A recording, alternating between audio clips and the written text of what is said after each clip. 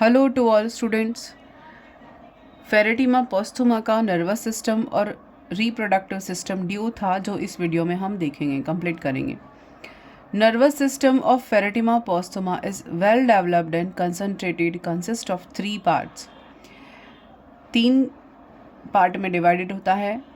ये सघन होता है और सुविकसित होता है। इनमें central nervous system, peripheral nervous system और सिंपैथेटिक नर्वस सिस्टम तीनों पाए जाते हैं। सुविकसित कहा है और तीनों भाग इसके उपस्थित होते हैं। केंद्रीय तंत्रिका तंत्र, परिधीय तंत्रिका तंत्र और स्वायत्त तंत्रिका तंत्र तीनों प्रेजेंट पाए जाते हैं। तो सबसे पहले केंद्रीय तंत्रिका तंत्र या central nervous system. It comprises an anterior nerve ring and a posterior ventral nerve cord. यह युग्मित या पेयर्ड जो गेंगलिया होते हैं केंद्रीय तंत्रिका तंत्र की रचना में एक अग्र तंत्रिका वलय यानी कि एक एंटीरियर नर्व रिंग पाई जाएगी और पोस्टीरियर रीजन में एक वेंट्रल नर्व कॉर्ड पाई जाएगी। दोनों मिलके क्या बनाते हैं? सेंट्रल नर्वस सिस्टम बनाते हैं। तो पहले देखते हैं नर्व रिंग।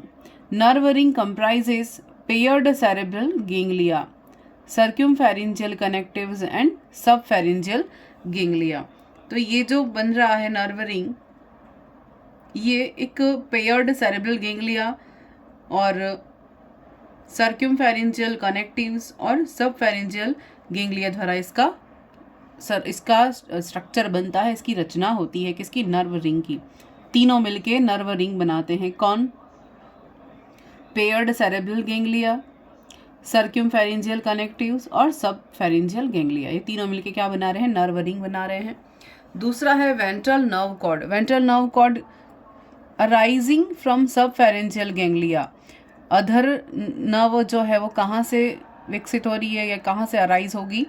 सबफेरेंजियल गेंगलिया से निकलेगी और runs backward in middle ventral line to the posterior end of the body. और बैकवर्ड की ओर जाते हुए मिड वेंट्रल यानी अधर मध्य सतह पर लाइन करते हुए या चलते हुए यह पश्च बॉडी के पश्च पार्ट पर ये चलती जाएगी। कौन? Ventral nerve cord. दोनों किसके पार्ट हैं? सेंट्रल नर्वस सिस्टम के पार्ट हैं। फिर है पेरिफेरल नर्वस सिस्टम। परिधीय तंत्रिका तंत्र भी कहते हैं। Peripheral nervous system, each cerebral ganglia gives off laterally 8 to 10 nerves which invert the prostomium and buccal chamber। Peripheral nerves जो हैं वो कैसे बन रही हैं? ईच सेरेब्रल गेंगलिया यानी जो प्रत्येक सेरेब्रल गेंगलिया है वो आगे जाकर क्या करेगी? 8 से 10 नर्व्स में आगे जाके इन्वर्ट हो जाएगी और प्रोस्टोमियम और बकल चैम्बर वाले रीजन में एंटर करेगी। Nerves are of mixed type. ये नर्व्स कैसी होती हैं? मिश्रित प्रकार की होती हैं। कंसिस्टिंग ऑफ बोथ अफेरेंट और सेंसरी फाइबर्स एंड इफेरेंट और मोटर नर्व्स, यानी इसमें सेंसरी फाइबर्स भी प्रेजेंट होंगे या अफेरेंट फाइबर्स और इफेरेंट फाइबर्स या मोटर फाइबर्स, यानी दोनों नर्व्स यहाँ पर प्रेजेंट होती हैं। प्रेरक और चालक दोनों तंत्रिकाएं यहाँ पर होती हैं, इसीलिए इसको मिक्स्ड टाइप नर्व सिस्टम कहते हैं। फिर है sympathetic nervous system. Sympathetic nervous system या स्वायत्त तंत्रिका तंत्र किससे बना है? Consist of an extensive nerve plexus spread beneath epidermis within muscle of the body wall and on alimentary canal। तो ये आहार नाल के ऊपर बॉडी पर मसल्स में रन करती है, नर्व प्लेक्सिस बनाती है। आगे जाकर क्या बनाती है? ये एक नर्व जाल या तंत्रिका जाल बनाती है और एपिडर्मिस के नीचे ये प्रेजेंट रहती है।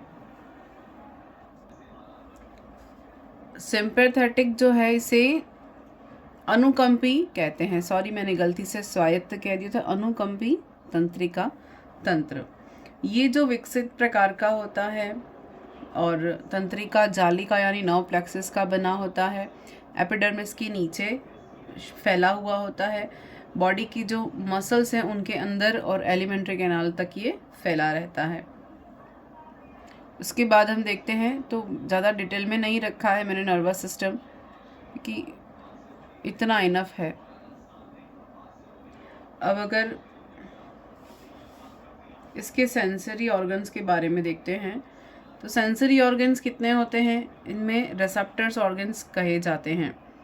सिंपल प्रकार के होते हैं और एक्टोडर्म से बने होते हैं। ये जो सेंसरी ऑर्गन्स हैं ये भी किससे बने होते हैं, हमें पता है कि नर्व सिस्टम तो एक्टोडर्म से ही ओरिजिनेट होता है और सेंसरी ऑर्गन्स भी किससे ओरिजिनेट होते हैं, एक्टोडर्म से ही बनते हैं। इनमें 3 प्रकार के रिसेप्टर्स होते हैं, एपिडर्मल रिसेप्टर्स, बकल रिसेप्टर और फोटो रिसेप्टर। एपिडर्मल रिसेप्टर तो बॉडी के नीचे, एपिडर्मिस के नीचे लाइंड होते हैं और इनमें बेसल सेल्स होती हैं, टैक्टाइल सेल्स होती हैं और ये टेम्परेचर को भी गैस करते हैं, मतलब टेम्परेचर का भी अनुमान लगाते हैं, स्टिमुलाई को एक्सेप्ट कर लेते हैं और केमिकल को भी ये रिसेप्टर या रिसेप्ट कर लेते हैं, रिसीव करते हैं। केमिकल स्टिमुलाई को भी रिसेप्ट करते हैं और थर्मो रिसेप्टर्स भी होते हैं इसके अंदर। बक्कल रिसेप्टर में क्या होता है, केवल बकल चैम्बर तक ही सीमित रहते हैं और इसमें क्या होगा, गस्टो रिसेप्टर यानी कि जो स्वादग्राही हैं और ऑल्फैक्टरी ये प्रेजेंट रहेंगे यहाँ पर। और फोटो रिसेप्टर में क्या होगा, फोटो रिसेप्टर में ये केवल डोर्सल सरफेस तक ही लिमिटेड होते हैं और इनमें क्या पाया जाता है, फेओसोम पाया जाता है। इम्पॉर्टेंट इसमें ये क्या है, फेओसोम्स का पाया जाना। फेओसोम्स इम्पॉर्टेंट है, इसको ऑप्टिक गेंगलिया कहते हैं, एल शेप्ड होता है और ऑप्टिक गेंगलिया इतना इम्पॉर्टेंट है। केचुए की आइस कही जाती है, फेओसोम को क्या कहेंगे, केचुए की आइस, क्योंकि ये प्रकाशग्राही होते हैं। इसमें कौन होगा आपके पास, एक तो एपिडर्मिस में टैक्टाइल होते हैं, यानी टैक्टाइल टाइप के होते हैं, टच के द्वारा जो सेंसेशन होते हैं। ये थर्मो रिसेप्टर हो सकते हैं, थर्मो रिसेप्टर और कीमो रिसेप्टर हो सकते हैं। और ये वकल कैविटी वाले में स्वादग्राही यानी गस्टो रिसेप्टर। तो ये 3 सेंसेशन वाले होते हैं। फेओसोम्स पूछा जा सकता है, इम्पॉर्टेंट है। अब हम इसके बारे में रिप्रोडक्टिव सिस्टम देखते हैं आगे। रिप्रोडक्टिव सिस्टम अर्थवर्म में असेक्सुअली नहीं होता, सेक्सुअली ही होता है। कॉम्प्लिकेटेड ऑर्गन्स प्रेजेंट होते हैं, यानी डेवलप प्रकार का होता है। अर्थवर्म्स मोनोशियस होते हैं, यानी कि हर्मेफ्रोडाइट होते हैं, एक ही बॉडी में मेल फीमेल दोनों गोनाड्स बन जाते हैं, लेकिन वे सेल्फ फर्टिलाइजेशन नहीं करते क्योंकि ये प्रोटेंड्रस होते हैं, यानी कि जो फीमेल गोनाड्स है वो पहले मैच्योर हो जाती है और मेल गोनाड्स बाद में मैच्योर हो जाते हैं। इसलिए क्रॉस फर्टिलाइजेशन ही इसका मस्ट है होना, क्रॉस फर्टिलाइजेशन ही होता है, पहली शर्त ही यही है। अब देखते हैं मेल रिप्रोडक्टिव ऑर्गन्स क्या क्या इंक्लूड रहेंगे। टेस्टीज है, पेयर्स 2 पेयर्स में प्रेजेंट रहेंगे टेस्टीज, माइन्यूट्स वाइट और लॉब्ड टेस्टीज होते हैं। और 10th, ये ध्यान में ये रखना है, क्वेश्चन में क्या आता है, 10th और 11th सेगमेंट में टेस्टिस प्रेजेंट रहते हैं और each testis made up of compact narrow base from which 4 to 8 small डिजिटेड process containing rounded. चलो ये स्पर्मेटोगोनिया से बनते हैं, लेकिन फ्रेगमेंट कौन सा है ये इंपॉर्टेंट है, ये ध्यान रखना है। 10th और 11th जो सेगमेंट होते हैं वहाँ पे ये प्रेजेंट रहते हैं। फिर टेस्टिस सेक कहाँ पर रहेंगे, जहाँ टेस्टिस रहेंगे उसके चारों ओर एक वॉल बन जाती है, इनक्लोज्ड कर देते हैं टेस्टिस को, वो क्या कहा जाएगा, टेस्टिस सेक कहा जाएगा। और ये भी 10th और 11th सेगमेंट में प्रेजेंट रहेगा। फिर सेमिनल वेसिकल क्या रहेगा, there are 2 pairs of large white seminal vesicle lying in segment 11th and 12th, यानी 11वें और 12वें सेगमेंट में क्या रहेगा, सेमिनल वेसिकल रहेगा situated. Testis sac of 10th segment communicates with seminal vesicle of 11th। 10वें खंड का टेस्टिस सेक किससे कम्युनिकेट यानी किससे कांटेक्ट में रहेगा, 11th सेगमेंट से कांटेक्ट में रहेगा। और testis sac of 11 segment with seminal vesicle of 12th segment, यानी कि 11 सेगमेंट का जो ये सेक है टेस्टिस सेक, वो किससे कम्युनिकेट करेगा? 12th सेगमेंट के सेमिनल वेसिकल से अटैच्ड रहेंगे आपस में। फिर है स्पर्मिडकल फनल। स्पर्मिडकल फनल क्या होंगे? ये भी 2 पेयर में रहेंगे, सिलेटेड रहेंगे और फनल लाइक स्ट्रक्चर होती है, इसीलिए one of them lying behind each testis in the same segment. Same segment मतलब जहाँ टेस्टिस प्रेजेंट है उसी के बैक साइड में ये जो स्पर्मेटिकल फनल प्रेजेंट रहती हैं, जो कि इसको ये डक्यूलेट्स होती हैं, यानी कि डक्ट्स होती हैं, फनल लाइक स्ट्रक्चर, जो कि स्पर्म को ले जाने का काम करेंगे। फिर कौन है? वासा डिफरेंशिया। ये भी 2 होती हैं वासा डिफरेंशिया, सेम साइड पर रन करती हैं और 18th सेगमेंट के आसपास ये रहती हैं और किसको कनेक्ट करती हैं? प्रोस्टेट डक्ट को या प्रोस्टेटिक डक्ट से कनेक्टेड रहती हैं। फिर प्रोस्टेट ग्लैंड। प्रोस्टेट ग्लैंड क्या है? एक जोड़ी होती हैं। कैसी है? थोड़ी डर्टी, वाइट, फ्लैट और सॉलिड इरेगुलर लॉब्स जो उसकी बनी होती है, और कहाँ से कहाँ तक फैली रहती है? 17 से लेकर 20 से 21वें सेगमेंट तक ये फैली रहती है। कौन? Prostate gland. लेकिन ओपन कहाँ होती है? प्रोस्टेट ग्लैंड की ओपनिंग कहाँ होती है? 18th सेगमेंट पर होती है। फिर असेसरी ग्लैंड, सहायक जो ऑर्गन्स हैं, वो ग्रंथियाँ जो हैं वो 17 और 19th सेगमेंट पर प्रेजेंट रहेंगी, सहायक ग्रंथियाँ। और वाइट फ्लफी मासेस होता है इनका, असेसरी ग्लैंड्स का, और 17th और 19th सेगमेंट पर इनकी ओपनिंग भी होती है। अब देखते हैं female reproductive organ. Female reproductive organ consist of क्या क्या रहेगा इसमें? ओवरीज रहेंगी, ओविड्यूल रहेगी, ओविडक्ट रहेगी, ओविडकल फनल कह सकते हैं, ओविडक्ट्स, और स्पर्मेथिका रहेगा। ओवरीज कैसी है? वाइट है, स्मॉल है, पेयर में रहेगी, और डिजिटेड ओवरीज रहती हैं। कहाँ पर? सेगमेंट से ध्यान में रखना है हमें, तो 13 सेगमेंट क्वेश्चन ये आता है, सेगमेंट कौन सा है। फिर ओविडकल फनल। ओविडकल फनल लार्ज है, ओविडकल फनल, और फोल्डेड होती है, सिलेटेड मार्जिन होती है इसके चारों ओर, और ये भी 13 सेगमेंट में रहेगी। इसके बाद ओविडक्ट्स, ये भी 2 होती हैं, और कहाँ पर? 13 से 14 सेगमेंट जो बनता है सेप्टा, वहाँ पर ये रहती हैं, या उस सेगमेंट्स में ओविडक्ट्स होती हैं। और इसकी ओपनिंग कौन सी होती है? फीमेल जेनाइटल पोर इसकी ओपनिंग होती है, और कहाँ पर होती है? 14th सेगमेंट पर इनका सिचुएशन होता है, ओपनिंग 14th सेगमेंट पर। फिर स्पर्मेथिका। स्पर्मेथिका कितनी है? 4 पेयर में प्रेजेंट है। कौन कौन से सेगमेंट में है? 6 to 9, इट मीन्स 6, 7, 7, 8, 8, 9, इस तरह से ये सेगमेंट में स्पर्मेथिका प्रेजेंट रहती हैं। ये हमने जब जनरल अकाउंट पढ़ रहे थे, इंट्रोडक्शन पढ़ रहे थे जब हम, तब भी हमने देखा था ये। फिर कॉपुलेशन एंड फर्टिलाइजेशन। कॉपुलेशन कैसे होगा? फर्टिलाइजेशन कैसे होगा? ये एनिमल कैसा है? बाइसेक्सुअल है, हर्मेफ्रोडाइट है, और क्रॉस फर्टिलाइजेशन ही करना पड़ेगा फिर भी, क्योंकि प्रोटेंड्रस है, तो इसमें सेल्फ फर्टिलाइजेशन नहीं होता।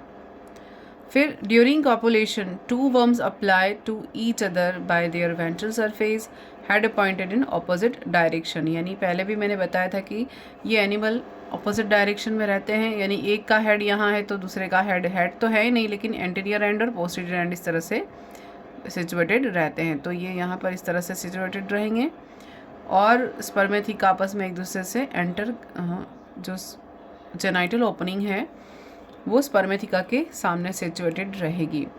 फिर ककुन फॉर्मेशन। ककुन फॉर्मेशन कब होगा? ककुन क्या है? Cocoon secreted as a viscous या viscid and gelatinous substance by clitellar gland. जो क्लाइटेलर ग्रंथि होती है उससे ककुन का सिक्रेशन होता है, एक म्यूकस या जिलेटिनस सब्सटेंस का सिक्रेशन होता है, जो कि एक ब्रॉड चैम्बर बनाता है, मेम्ब्रेनस मोटे आवरण वाला क्लाइटेलम बनाता है, और ग्रेजुअली ये हार्डन्स होता है, यानी कि कठोर, हवा के लगते लगते धीरे धीरे कठोर होता जाता है। ककुन रिसीव होगा। ककुन में क्या आएगा? स्पर्म आएंगे फीमेल जेनाइटल पोर से, और स्पर्म एंटर करेंगे, ये दोनों क्या करेंगे? फर्टिलाइजेशन होने के बाद जाइगोट फॉर्मेशन हो जाएगा, और उसमें एल्ब्यूमिनस फ्लूइड भी सीक्रेट होता रहेगा, जिससे कि इनको न्यूट्रिशन प्रोवाइड होता रहे। और फाइनली क्या होगा? ककुन थ्रोन ऑफ द हेड, यानी कि वो धीरे धीरे ककुन हेड से बाहर की ओर, यानी हेड तो नहीं है लेकिन अंटीरियर पार्ट से आगे की ओर थोड़ा सा मूव करते करते बॉडी से बाहर निकाल दिया जाएगा। कहाँ पर निकाल दिया जाएगा? कोई भी मॉइस्ट सॉइल में ये मॉइस्ट प्लेस पर, मॉइस्ट सॉइल में ये छोड़ दिया जाता है और फर्टिलाइजेशन हो जाता है। उसके अंदर कौन है? जाइगोट बैठा हुआ है। उसमें क्या रहेगा? उसमें सारी डेवलपमेंटल प्रोसेस होती रहेंगी। क्लीवेज होगा। क्लीवेज कैसा होगा? होलोब्लास्टिक टाइप का होगा, अनइक्वल होगा। और डेवलपमेंट कैसा होगा? डायरेक्ट होगा, यानी कोई लार्वा स्टेज नहीं बनेगी। और होलो ब्लास्टुला बनेगा, यानी ब्लास्टुला कैसा बनेगा? होलो बनेगा। फिर उसमें क्या होगा? गैस्ट्रुला होगा। किस प्रोसेस के थ्रू? इन्वेजिनेशन प्रोसेस के थ्रू गैस्ट्रुला बनता है। गैस्ट्रुला बनने के बाद इसमें मेसोडर्म फॉर्मेशन हो रही है। उसके बाद ब्लास्टुला बन जाएगा। ब्लास्टुला की जो सेल है उससे मेसोडर्म फॉर्मेशन हो रही है। गैस्ट्रुलेशन होने के बाद फिर धीरे धीरे ये एडल्ट में कन्वर्ट हो जाएगा। यहाँ पर कोई एग नहीं बन रहा है, यहाँ पर कोई लार्वा नहीं बन रहा है, डायरेक्टली एनिमल बनेंगे और वो ककून से बाहर निकल जाएंगे जब वो डेवलप हो जाएंगे। उसके बाद फिर ये नर्वस सिस्टम का डायग्राम यहाँ पर मैंने मेंशन किया है, आप देख लीजिए। प्रोस्टोमियल नर्व्स हैं फर्स्ट सेगमेंट में, फिर सेरेब्रल नर्व्स हैं, फिर ब्रेन या गैंग्लिया जो होता है वो यहाँ पर प्रेजेंट होता है। ब्रेन या गैंग्लियन, सेरेब्रल गैंग्लियन कहते हैं इसको, ये ब्रेन हो कंसिडर करते हैं इसे। फिर सर्कमफेरेंजियल कनेक्टिव्स हैं और सब फेरेंजियल गैंग्लियन प्रेजेंट है। फिर है सेगमेंटल नर्व्स प्रेजेंट है ये, और ये वेंट्रल सरफेस, और ये भी वेंट्रल व्यू है। और prostomium, peristomium, cerebral ganglia, mouth, buccal chamber, subpharyngeal ganglion, और segmental ganglion, ventral nerve cord, oesophagus, pharynx और सर्कमफेरेंजियल कनेक्टिव्स। तो ये था अपना फेरेडिमा पोस्टुमा जो कंप्लीट होता है। यहाँ पर मैंने कोशिश की है सब चीज़ें बताने की, कुछ रह गया हो तो आप बता सकते हैं, वो भी कंप्लीट कर देंगे। इसके बाद हम नेक्स्ट शुरू करेंगे एस्केरिस के बारे में। एस्केरिस का लाइफ साइकिल देखेंगे। फर्स्ट डेट के अकॉर्डिंग ले रहे हैं, जो एनिमल कंप्लीट होते जाते हैं उसके बाद हम दूसरी चीज़ें भी कंप्लीट करनी है, क्योंकि अब नेक्स्ट फिजियोलॉजी लेने का या इवोल्यूशन ऐसा कुछ लेने का मेरा विचार है, क्योंकि फिजियोलॉजी भी लेंदी है और इम्पॉर्टेंट भी बहुत है। Thank you.